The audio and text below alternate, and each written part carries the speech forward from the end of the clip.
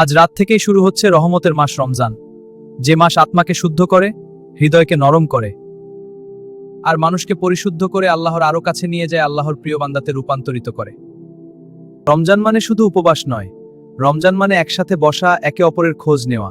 ঠিক বলেছ। হ্যাঁ, দিনভর না খেয়ে থাকার শিক্ষা আমাদের শেখায় ক্ষুধার কষ্ট কি, অভাব কাকে বলে।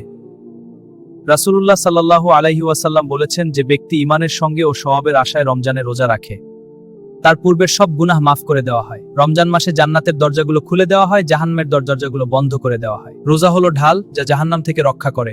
আল্লাহ বলেন, রোজা আমার জন্য আর আমিই তার প্রতিদান দেব। সুবহানাল্লাহ। আমরা যেন অন্যকে কষ্ট না দিই, গীবত, ঝগড়া এসব রোজা নষ্ট করে। তাই রোজা শুধু না খেয়ে থাকা নয়, এসব থেকেও বিরত থাকতে হবে। আল্লাহ দেখছেন আমাদের মন, তাই আমাদের শুধু ক্ষুধা নয়, চোখ, কান আর মনকেও রোজা রাখতে হবে। চোখে খারাপ কোনো কিছু দেখা যাবে না, কানে গান বাজনা বা খারাপ কোনো কিছু শোনা যাবে না, মনে খারাপ কোনো কিছু ধারণা করা যাবে না। তাহলে রোজা সঠিক হবে না। ঠিক বলেছেন। বেশি বেশি এবাদত করতে হবে। রমজান মাসের এবাদতের সওয়াব বহুগুণ বৃদ্ধি পেয়ে যায়, যা আল্লাহ নিজ হাতে দেন। সকল ইবাদতের মূল লক্ষ্য হলো হৃদয়কে আল্লাহর জন্য শুদ্ধ করা। রমজান শেখায় ধৈর্য, সংযম আর কৃতজ্ঞতা।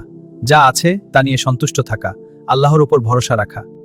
এই মাসেই নাজিল হয়েছে আলোর কিতাব আল কুরআন, যে কুরআন অন্ধকার জীবনকে আলো দেখায়। এই রাতগুলোর মতো আমাদের জীবনকেও আলোয় ভরিয়ে দিন। এই রমজান থেকেই আমাদের সহি পথে চলার তৌফিক দিন। আমিন। হে আল্লাহ, এই রমজানে আমাদের গুনাহ মাফ করে দিন, আমাদের অন্তরকে পরিষ্কার করুন।